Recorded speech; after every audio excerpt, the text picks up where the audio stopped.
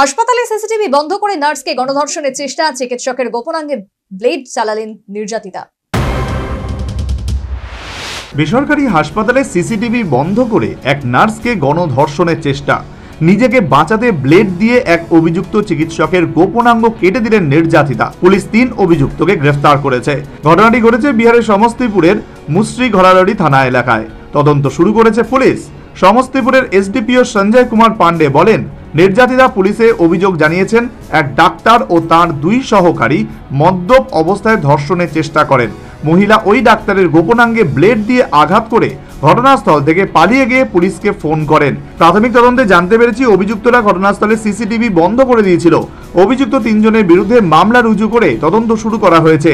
যে ব্লেডটি দিয়ে অভিযুক্ত ডাক্তারকে আঘাত করা হয় সেটিও উদ্ধার করা হয়েছে বলে জানিয়েছে পুলিশ। পুলিশ সূত্রে জানা গিয়েছে, বুধবার রাতে নিজের কাজ করার সময় ওই নার্সের ধর্ষণের চেষ্টা করে হাসপাতালের এক ডাক্তার এবং তার 2 সহকারী। তারা 3 জনই মদ্যপ অবস্থায় ছিলেন বলে অভিযোগ। শরীরে হাত দেওয়ার পরই নিজেকে রক্ষার স্বার্থে ব্লেড দিয়ে ডাক্তারের গোপনাঙ্গে আঘাত করেন মহিলা। তারপরেই ঘটনাস্থল থেকে কোনো মতে পালিয়ে যান ওই নার্স। একটি জায়গা থেকে লুকিয়ে পুলিশে ফোন করেন তিনি। খবর পাওয়ার পর নির্যাতিতাকে উদ্ধার করে পুলিশ। থানায় অভিযোগ জানানোর পর 3 জনকেই গ্রেফতার করেছে police. Bureau report, news vanguard.